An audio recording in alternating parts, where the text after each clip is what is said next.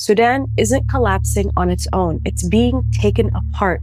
And behind every headline about civil war is a story of U.S. empire, greed, and betrayal. While headlines point to the UAE as the culprit behind Sudan's humanitarian disaster, the truth runs far deeper and more sinister. For over 2 decades, it's been Washington's official policy to turn Sudan into the failed state we see today. As part of a new Cold War against China, Russia, and Iran, and a campaign to destroy any nation that dares to stand with Palestinian liberation.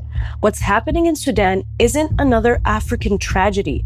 It's an architectural design of U.S. imperialism, where starvation, displacement, and genocide are the tools of Washington's official policy. In Sudan today, entire cities have been leveled, hospitals bombed, women raped and executed on camera. Families are starving while Sudan's gold is being stripped and flown to Dubai.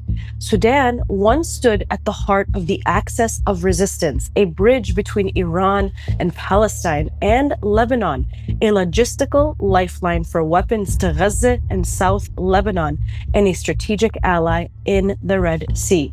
That defiance sealed its fate. Like Libya and Iraq before it, Sudan has been targeted for destruction, punished for its independence and its solidarity with Palestine. And at the center of this assault are 2 of Washington's most reliable proxies, Israel and the United Arab Emirates. They've been deployed by Washington to do what the empire can no longer do openly, to wage wars by proxy, seize resources, and crush the resistance from within. Israel provides intelligence and strategy, while the UAE provides the money, the weapons, and the cover. Together, they carry out the dirty work of U.S. imperialism. Now, Sudan sits on a fault line connecting the Red Sea, the Sahel, and the Horn of Africa, regions central to China's Belt and Road Initiative and Russia's trade networks. Now, its ports could link Africa's mineral wealth to a new multipolar economy no longer dependent on the US dollar. For Washington, that is an existential threat. China's Belt and Road offers nations like Sudan an escape from the IMF, the World Bank, and the petrodollar system that have trapped the global South in debt for decades. If Sudan joined that network, it could connect Africa's gold, oil, and mineral wealth directly to Beijing, bypassing Western control entirely. And that's what Washington fears most. By collapsing Sudan, it weakens both the axis of resistance and the Belt and Road Initiative backed by BRICS, blocking Beijing, Moscow, and Tehran from gaining a foothold in Africa.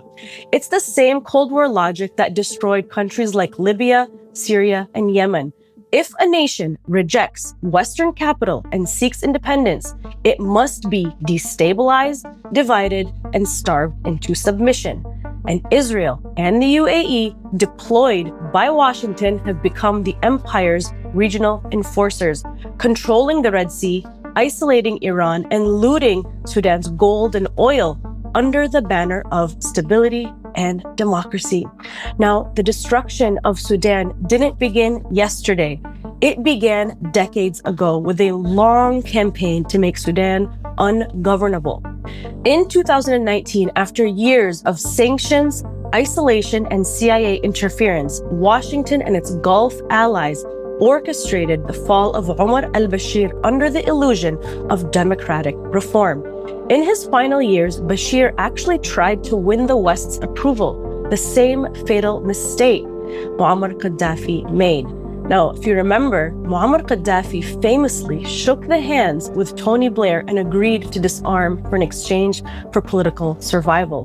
But the empire couldn't allow for Libya to become an independent state where Gaddafi wanted to create an African gold currency to unite the continent and ditch the US dollar. So NATO invaded and Gaddafi was disposed of within a blink of an eye, dragged through the streets of Tripoli after being sodomized with a machete. That is the land of unconfirmed. Yes, we came, we saw, he died. Did it have anything to do with your visit? No, I'm sure it did.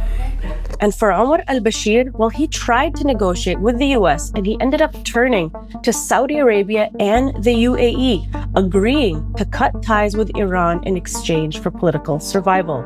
Well, he did everything they asked for, and they toppled him anyway, because the empire doesn't forgive and it does not forget. They wanted a compliant Sudan, not a sovereign one.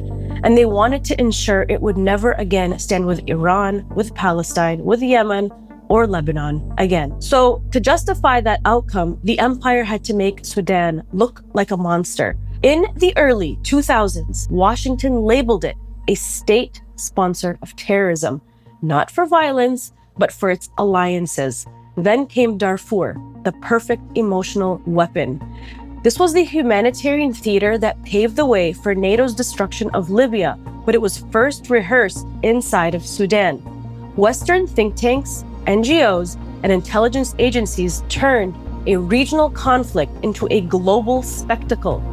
Do you remember when celebrities like George Clooney and Angelina Jolie became the moral front of an imperial campaign, speaking of genocide and saving Sudan, while US and Israeli intelligence quietly mapped out all of the oil and gold fields and reserves?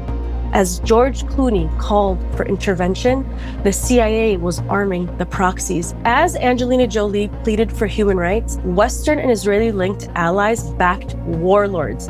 And even Jolie has since hinted that celebrity activism can be manipulated to serve Western agendas, turning compassion into consent for war. By the time al-Bashir fell, the world had accepted the lie that Sudan was a failed state. Its people primed for foreign salvation, its resources already marked for extraction. With al-Bashir gone, the UAE rose as Washington and Tel Aviv's new enforcer. The UAE was once known for its skyscrapers and malls, but Abu Dhabi became a hub for proxy wars, financing coups, arming militias, and laundering blood gold under the banner of counter-terrorism. Through the Abraham Accords, Israel and the UAE fused Emirati money, Israeli intelligence, and Western arms into one war machine. And Sudan became their next laboratory. As Sudan's people starve and face a genocide, its resources are stripped bare. The vultures are feeding. And one of those companies is called Al Junaid Multi-Activities, owned by RSF commander Hamati's family, seized Sudan's gold mines, turning blood-soaked earth into its private fortune. Another Amiral Alliance for Mining, backed by the UAE, took over the Kush mine and funneled gold through Dubai, erasing its origins before it hit global markets. Western oil giant Schlumberger returned under the guise of reconstruction, even as famine spread and cities turned to ash. Sudan's economy was carved up between the RSF and the Sudanese armed forces, who profited off of war and smuggling while civilians starved. The famine we see today isn't a byproduct, it is the weapon. The rapid support forces didn't just appear out of nowhere, they were created. In 2015, during the US-backed war on Yemen, the UAE recruited thousands of Sudanese fighters, many ex-Janjaweed, as mercenaries against Yemen's Ansar Allah movement. They fought with Emirati funding and Western weapons under Washington's quiet approval. That war gave the RSF training, funding, and global connections, turning them into a regional army for hire.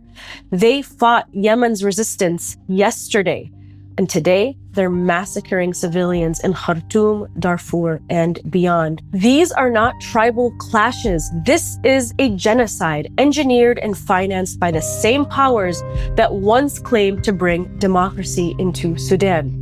And since 2023, Israel and the UAE have armed and financed the RSF, ensuring their grip on Sudan's gold and ports.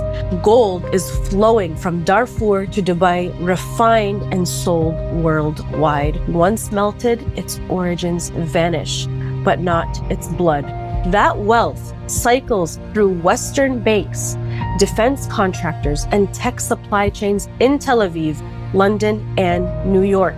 For Israel, Sudan's collapse is strategic. It weakens Iran's allies, opens African markets, and secures Red Sea routes around Yemen's blockade. And while Yemen sacrifices to blockade Israeli ships for Gaza, the UAE and its allies quietly keep Israel's trade alive. It's the same imperial pattern: destabilize, demonize, and then divide. Every time the target is a nation that stands with Palestine, aligns with China or Iran, and refuses to bow. But make no mistake, this isn't just a war on the resistance. It's a war on the future of our world itself. Sudan's collapse sends a message, a clear message to every African and Asian nation daring to work with Beijing or Moscow or Iran. Break the dollar and we'll break your country. Sudan's suffering isn't collateral damage, it's the cost of resistance. As famine spreads and children die, gold still moves, oil still flows, and the empire, the US empire, still profits. They call it stability and democracy, but what they've built is a system of slavery wrapped in the language of democracy. Every nation that resists, whether it's Palestine, Yemen, Iran, Lebanon, and now Sudan, faces the same fate: sanctions, proxy wars, starvation, and propaganda. This is the architecture of US imperialism, the export of so-called Western democracy against the global South. Sudan is not another African tragedy.